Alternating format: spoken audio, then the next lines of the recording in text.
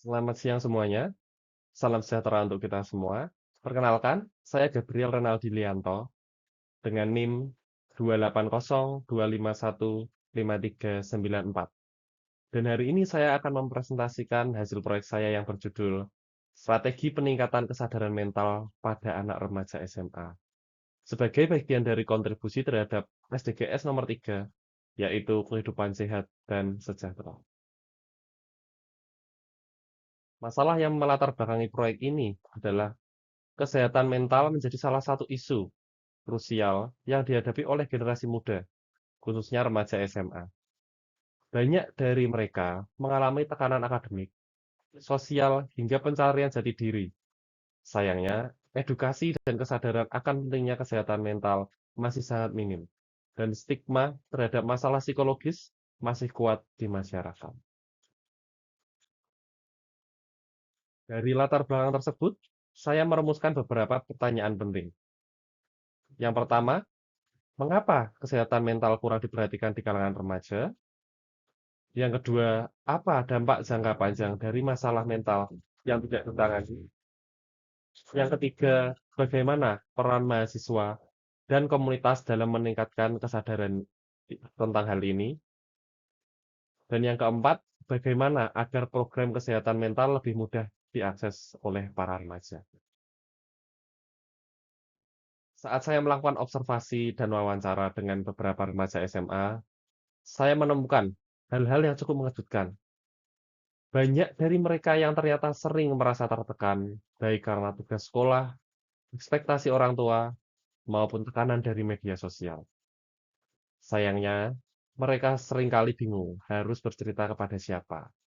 Ada yang merasa takut dianggap lemah, ada juga yang tidak tahu bagaimana cara mengungkapkan perasaannya.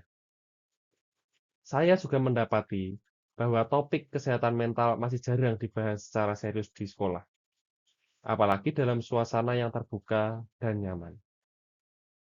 Ini menunjukkan bahwa mereka butuh ruang yang aman, tempat untuk merasa didengar tanpa dihakimi. Melihat kondisi tersebut, saya mencoba menawarkan beberapa solusi yang sederhana tetapi relevan dengan kehidupan para pelajar. Pertama, saya mengusulkan kampanye di media sosial dengan konten yang relate dan mudah dipahami oleh remaja. Kedua, saya menyarankan adanya diskusi atau webinar dengan narasumber seperti psikolog atau konselor yang bisa memberikan insight dengan bahasa yang ringan.